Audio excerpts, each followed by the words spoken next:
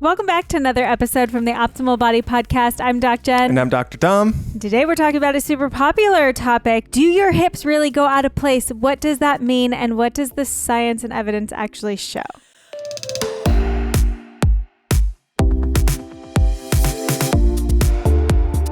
So excited about this topic because this is so dang common. But before we hop into it, I just want to say, don't forget to subscribe because Dom and I have come out with so many other topics about pains, about diagnoses. I come out with individual videos on different exercises you could do to help your pain. So much. And of course, we want to hear from you. So comment below on anything that you have questions about or you want to hear us talk about. We're happy to hear from you.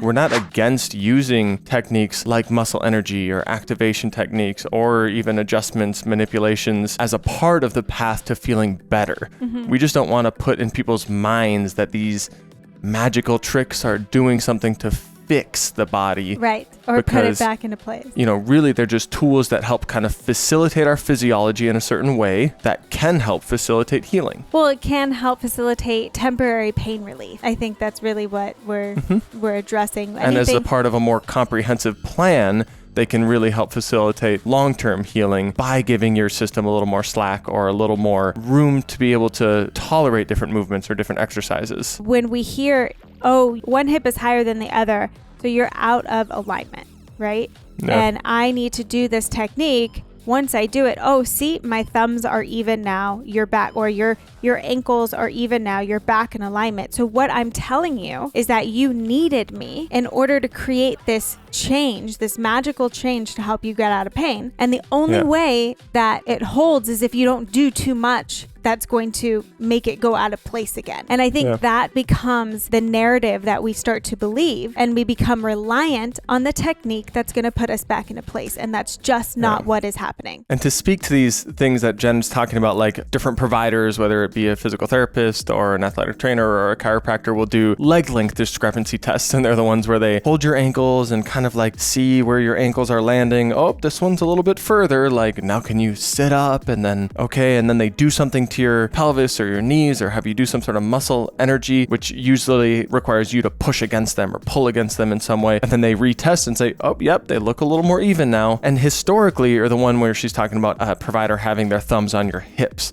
And they usually find these knobby parts either in the front or the back of your hips called your ASIS or your PSIS. And they're just points on your sacrum or on your pelvis essentially. Yeah. And they find these knobby points and say, one's a little bit higher. And they might have you bend over and say, one of them's moving, one of them's not. And historically and in the research, these are very, very inconsistent tests and they're very hard to do well. And a lot of them are only as good as the person's palpation plus their experience. And again, if a provider is doing that test consistently, it means they're looking for the issue that might not actually be the cause of the problem, or the issue that might not actually be the issue. If we're looking for something to blame our pain on, a provider will be able to find it. Talking specifically about SI pain, which we've also done podcasts on SI pain, these tend to be what we call hypersensitivity issues, especially if it's something that's recurring. Mm-hmm. If it's a pain that's recurring, or if it's on the outside of our hip and it's more of a bursitis or a gluteal tendinopathy, or even something on the inside of the hip like an impingement or an FAI, if it's something that's recurring, we tend to have been creating some sort of hypersensitivity issue, which means our system is just a lot more predisposed to feeling pain. Which is why when you bump your hip on that table and suddenly that pain flares up, it's more related to you having a very sensitive system and having a small thing that happens elicit or make that pain fire on. That's what we should connect more with it. My system's really sensitive and so small things might set me off. And that's where we should then empower these patients to give them tools like activations, like down-regulatory activities that they can do, whether it be breath work, whether it be rib work, diaphragm, pelvic floor work that's going to help calm that system down so that they feel the empowerment to say like, my system was a little bit too sensitive. I'm feeling my pain. Let me do these techniques to calm it down. Okay, pain has gone away. Amazing. Now I'm empowered to deal with that myself rather than immediately get on the horn and be like, I need to call my provider so that they can do that magic technique and put me back into place. One of my favorite things to do with people who might be dealing with different hip or pelvic pains is do muscle energy techniques just globally around the whole pelvis and hip, where you have them push the legs out into your hands and then you have them squeeze in and then you have them kind kind of do the rotational torque where they're pulling one knee up and pushing one down, and then do it the opposite way. Because in my mind, what that does is it helps you basically activate all the muscles around the pelvic girdle. You can use these techniques to get some of that down regulation, but it hasn't just magically snapped your SI joint back into place or changed your leg length discrepancy that somebody might say you have. It's acting through these physiologic principles that then the provider should say to you, okay, now here's how I'm going to show you how to do this at home. Yeah, and here's how we're going to start to load this area so you can tolerate more than just these isometric holds, so that you can tolerate walking up and down stairs, coming up a curve. All of these things that you do at home is going to create more force than what your provider is putting in. You know, some people might be listening and saying, well, when I do suddenly run to chase my kid, that is when I feel like things go back out of place. Again, that's where we would refer you back to like that hypersensitivity, or you suddenly ran and loaded that SI joint or that gluteal tendon or whatever it is that's hypersensitive, you know, and you suddenly went and it loaded that joint in a place that it doesn't feel comfortable. Yes. And it went beyond that sensitivity threshold to elicit the pain. And so that's where, you know, some people might say, well, yeah, I do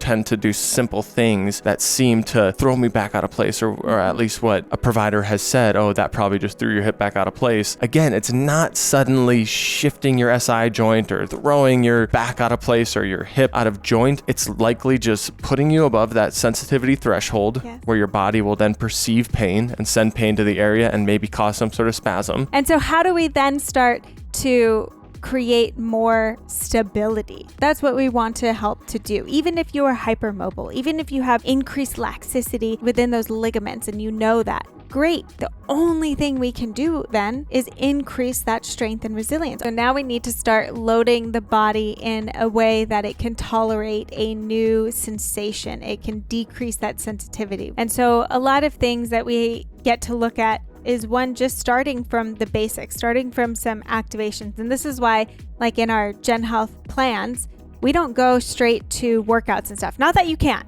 Like, you can still do workouts within your tolerable range. You just might have to either shorten the range of motion or decrease the load that you're putting on your body. That's fine. You can still move. What we do within our programs is we're just trying to get those isometric activations so that your body starts to sense and feel something new, increase that proprioception. So when you go back to exercise, you feel more empowered to be able to load a little bit more over time. The general progression that we tend to look for is, okay, do I have mobility in the area, right? Can I move those hips? Do I have good extension, internal and external rotation, flexion, all of the movements of the hip? Once I work on the mobility, do I have good stability within that range? So like, how can I find stability within the joint? And then active mobility throughout those ranges.